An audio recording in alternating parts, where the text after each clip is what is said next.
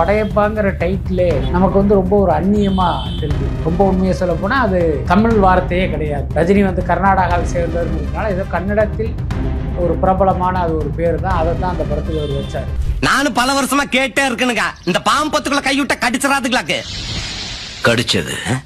கடிச்சதுன்னா விஷம் ஏறி இருக்கணுமே. இந்த உடம்புக்கு எந்த பாம்பு விஷமும் ஏறாது. இல்லை, படையப்பாவை கொண்டாடுவதற்கு காரணம் மக்களுக்கு பிடித்தமான ஒரு ஜனரஞ்சகமான படம், அவ்வளவுதான். அதுக்கு மேல எனக்கு பெருசா தோணலை. இந்த நீலாம்பரை முன்னாலே இந்த படையப்ப மரியாதையை எடுத்துட்டாங்க. ரம்யா கிருஷ்ணனுடைய அந்த கேரக்டர் இன்னும் நம்மளுடைய நினைவில் இருக்கு. அதுக்கு காரணம் அந்த கேரக்டர் மட்டும் இல்லை, ரம்யாவுடைய அந்த பெர்ஃபார்மன்ஸ். அந்த கேரக்டர் ஐஸ்வர்யா ராய் பண்ணியிருந்தா இந்த அளவுக்கு அது எடுபட்டு இருக்குமான சந்தேகம். அது ரஜினிக்கும் தெரியும். ஆனாலும் அந்த மார்க்கெட்டிங்கிற அடிப்படையில் அவங்கள அவர் அப்ரோச் பண்ணியிருக்காரு. ஐஸ்வர்யாவை ஏன் இவ்வளோ பிடிக்குது சார்? அது ரஜினி தான் சொல்லணும். எனக்கு இந்த நீலாம்பரி கேரக்டர் நினைக்கும் போதில் எனக்கு ஐஸ்வர்யா ராய் தான் மைண்டில் வரும். ஐஸ்வர்யா ராய் தான் இது கரெக்ட், இது அவங்க தான் செய்யணும். வயசானவர்களுக்குனால மாட்டேன்னு சொல்லிடாதமா, அவர் நம்ம ஃப்ரெண்டு, அதுக்காவது நீ நடிக்க ஒத்துக்கன்னு கூட அவர் கன்வின்ஸ் பண்ணி நடிக்க வச்சிருக்கேன்.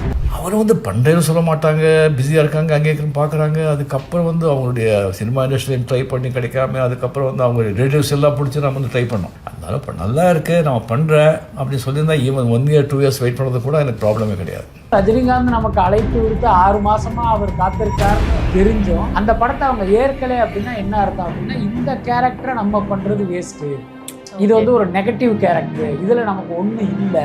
அதுக்கடுத்து இந்த கட்டத்துல ரஜினி மாதிரி ஒருத்தர் கூட போய் நடிச்சோம்னா நமக்கு சிக்கல்.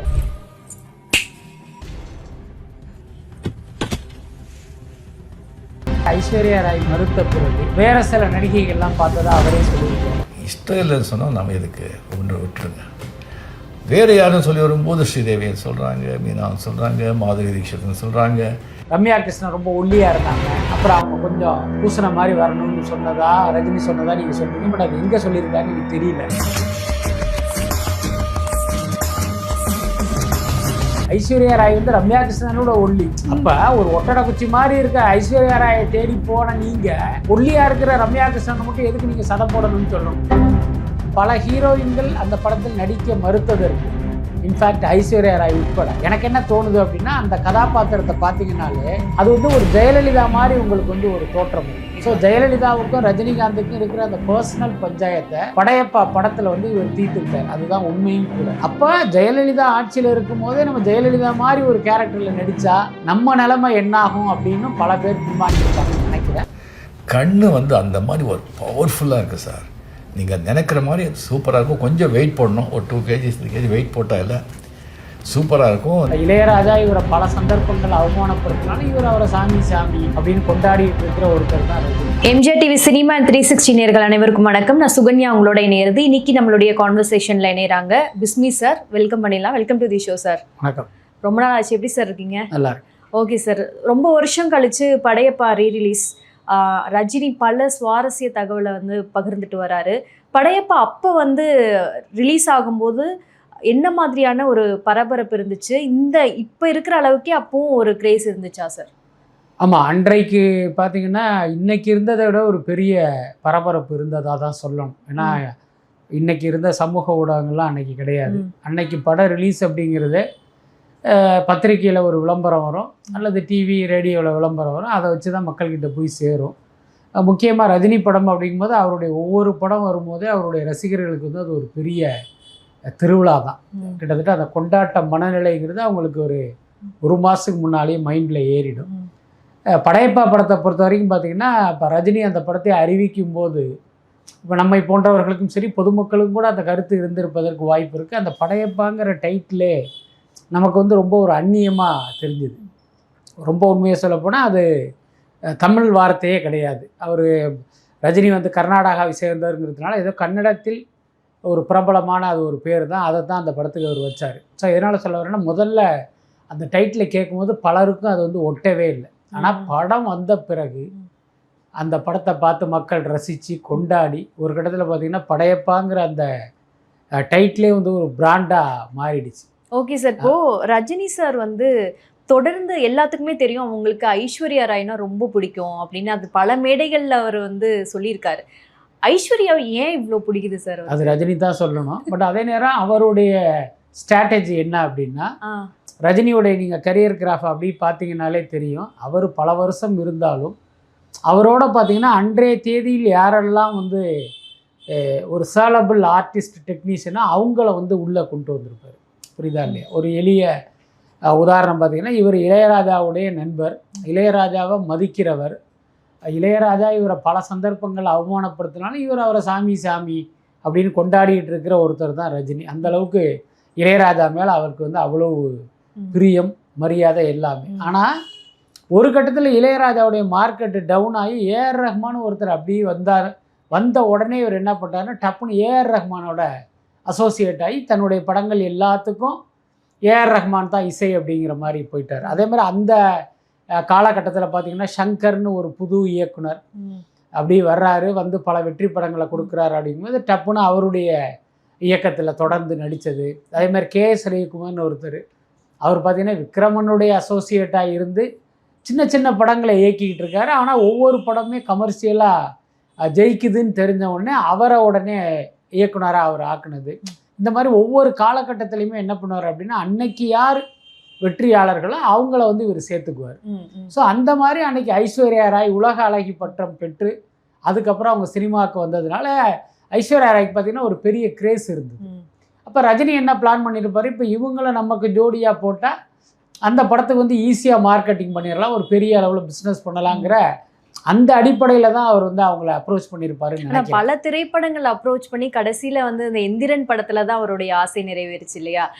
அப்படி இருக்கும் பட்சத்துல இப்போ இவருக்கு வயசு இவ்வளோ ஆகுது, இப்பவும் கூட ஐஸ்வர்யா ராய்க்காக தான் நாங்கள் வந்து அவ்வளோ 6 மாத காலம் வந்து நாங்கள் தள்ளி போட்டோம் அவங்களோட டேட்ஸ்க்காக. அவர் வந்து ரொம்ப ஓப்பனாகவே ஒரு ஸ்டேட்மெண்ட் சொல்லியிருந்தாரு, அவங்க வந்து வரன்னு சொல்லியிருந்தா கூட இன்னும் பல வருடங்கள் காத்திருந்திருப்போம் அப்படின்னு சொல்லும்போது அதோட ஒரு ஸ்கிரிப்டே வந்து அதுக்காக வந்து தள்ளி வைக்கிற அளவுக்கு என்ன ஐஸ்வர்யா ராய் மேலே ஒரு கிரேஸ். இல்லை, ரொம்ப வெளிப்படையாக சொல்லணும் அப்படின்னா, இப்போ படையப்பா படத்தை நம்ம எல்லாருமே பார்த்துருக்கோம். அதில் ரம்யா கிருஷ்ணனுடைய அந்த கேரக்டர் வந்து இன்னும் நம்மளுடைய நினைவில் இருக்குது. அதுக்கு காரணம் அந்த கேரக்டர் மட்டும் இல்லை, ரம்யாவுடைய அந்த பெர்ஃபார்மன்ஸும் தான். நீங்கள் ஒரு இதை கற்பனையாக சொல்கிறேன், அந்த கேரக்டர் ஐஸ்வர்யா ராய் பண்ணியிருந்தால் இந்த அளவுக்கு அது எடுபட்டுருக்குமான சந்தேகம் தான். அது ரஜினிக்கும் தெரியும். ஆனாலும் அந்த மார்க்கெட்டிங்கிற அடிப்படையில் அவங்கள வந்து அவர் அப்ரோச் பண்ணியிருப்பார். அதுக்கப்புறம் ரஜினி வந்து தமிழ்நாட்டினுடைய சூப்பர் ஸ்டாருங்கிறது ஐஸ்வர்யா ராய்க்கு கண்டிப்பாக தெரியும். என்ன காரணம், அவங்களே கர்நாடகாவை சேர்ந்தவங்க தான், அது இல்லாமல் தமிழில் நடிச்சிருக்காங்க. இங்கே இவருக்கு என்ன மார்க்கெட்டுங்கிறது அவங்களுக்கு தெரியும். அப்படி இருந்தும் ரஜினிகாந்த் நமக்கு அழைப்பு விடுத்து 6 மாதமாக அவர் காத்திருக்காருன்னு தெரிஞ்சும் அந்த படத்தை அவங்க ஏற்கலை அப்படின்னா என்ன அர்த்தம் அப்படின்னா, இந்த கேரக்டரை நம்ம பண்ணுறது வேஸ்ட்டு, இது வந்து ஒரு நெகட்டிவ் கேரக்டரு, இதில் நமக்கு ஒன்றும் இல்லை. அதுக்கடுத்து இந்த கட்டத்தில் ரஜினி மாதிரி ஒருத்தர் கூட போய் நடித்தோம்னா நமக்கு சிக்கல். இங்கே எப்பயுமே பார்த்தீங்கன்னா ஒரு நடிகை யார் கூட நடிக்கிறாங்கிறத வச்சு தான் அவர்களுடைய அந்த நட்சத்திர அந்தஸ்து வந்து தீர்மானிக்கப்படும்.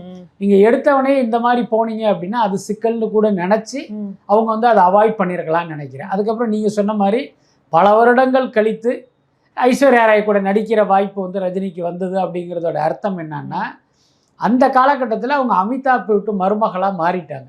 அமிதாப் பச்சனும் ரஜினியும் வந்து ரொம்ப நெருக்கமானவர்கள், பரஸ்பரம் ஒருத்தர் மீது ஒருத்தர் வந்து மரியாதை உண்டு. அந்த அடிப்படையில் அமிதாப்பே கூட சொல்லியிருக்கலாம் ஐஸ்வர்யா ராய் கிட்ட, அம்மா அவர் வயசானவருங்கிறதுனால மாட்டேன்னு சொல்லிடாதம்மா, அவர் நம்ம ஃப்ரெண்டு, அதுக்காவது நீ நடிக்க ஒத்துக்கன்னு கூட அவர் கன்வின்ஸ் பண்ணி நடிக்க வச்சிருந்துருக்கலாம். அப்போ கூட கன்வின்ஸ் ஆனதுனால தான் நடிச்சிருக்காங்க. ஆமாம், என்னன்னா ஐஸ்வர்யா ராயோட பாயிண்ட் ஆஃப் வியூன்னு ஒன்று இருக்குல்ல. என்ன இருந்தாலும் சினிமாங்கிறது வந்து ஒரு கிளாமர் ஃபீல்டு. இங்கே வந்து நம்ம யார் கூட நடிக்கிறோங்கிறது தான் ரொம்ப முக்கியமாக பார்ப்பாங்க. விதிவிலக்கா சில பேர் மட்டும்தான் அதை பிரேக் பண்ணிட்டு வந்திருக்காங்க. உதாரணத்துக்கு நயன்தாரா, அவங்க தமிழில் வந்தது பார்த்தீங்கன்னா ஃபஸ்ட்டு ஐயான்னு ஒரு படத்தில் நடிக்கிறாங்க, அது சரத்குமார். அதுக்கடுத்து நடித்தது சந்திரமுகி, அது ரஜினி. என்ன இப்போ சரத்குமார்னு ஒருத்தர் வந்து ஒரு மிடில் ஏஜை கடந்த ஒருத்தர் கூட நடித்த ஒரு நடிகை, அதுக்கப்புறம் சினிமாவில் பல இளம் ஹீரோக்களோடு நடித்து இன்றைக்கி ஒரு 20-25 வருஷம் இண்டஸ்ட்ரியில் இருக்காங்கங்கிறதெல்லாம் ரொம்ப விதிவிலக்காக நடக்கிறது தான். ஆனால் எல்லாருக்கும் இது நடக்காது. இவர் கூட நடிச்சிட்டாங்களா, அப்போ இவங்களை இதோட மூட்டை கட்டு அப்படிங்கிறது தான் இண்டஸ்ட்ரியுடைய பார்வையாக இருக்கும். அதுவும் இன்ட்ரொடக்ஷன் சாங்கில் தான் அவங்க பண்ணிட்டு இருந்தாங்க. சாங்கில் மோஸ்ட்லி நடிக்கிறவங்கள எத்தனை பேர் வந்து கூப்பிட்டு ஒரு த்ரூ அவுட் முக்கியமான ரோலில் வந்து அடுத்தடுத்து படங்கள் கொடுக்கறது கிடைக்கிறதுலாம் ஒரு பெரிய விஷயம் தான் சார். ஸோ அதில் நயன்தாராவை பாராட்டி தான் ஆகணும். தொடர்ந்து இந்த படையப்பாவில் வந்து சார் யாரும் அறியாத ஒரு சில தகவல்கள், இன்ட்ரெஸ்டிங்கான ஃபேக்ட்ஸ், இல்லை என்னென்ன நடந்துச்சு, இன்றைக்கும் படையப்பாவை கொண்டாடுறாங்கன்னா அது ஏன்? இல்லை, படையப்பாவை கொண்டாடுவதற்கு காரணம் மக்களுக்கு பிடித்தமான ஒரு ஜனரஞ்சகமான படம், அவ்வளோதான். அதுக்கு மேலே எனக்கு பெருசாக தோணலை. ஒருவேளை ரஜினி ரசிகர்களுக்கு அது உள்ளார இருக்கிற அந்த ஹிடன் லேயர்ஸ் எல்லாம் புரியும், பிடிக்கும் அப்படின்னு நான் நினைக்கிறேன். பட் என்னுடைய பார்வையில் எனக்கு பொதுவாக வந்து இந்த தனிப்பட்ட ரசனை என்ன அப்படின்னா, எனக்கு இந்த மாதிரியான மசாலா படங்கள்லாம் பெருசாக பிடிக்காது. அதனால படையப்பா வந்த காலகட்டத்தில் கூட நான் அந்த படத்தை ஒரு பாசிட்டிவாக பார்த்துருப்பேனா அப்படின்னா அதுக்கு வாய்ப்பு இல்லை அப்படின்னு தான் நினைக்கிறேன். இன்ஃபேக்ட் அந்த காலகட்டத்தில எல்லாம் அந்த பிரிண்ட் அச்சு ஊடகங்களில் வருகிற விமர்சனங்கள் தான் மக்கள்கிட்டயே போய் சேரும். இன்றைக்கி மாதிரி இன்டர்நெட்டோ யூடியூபோ அன்றைக்கி கிடையாது.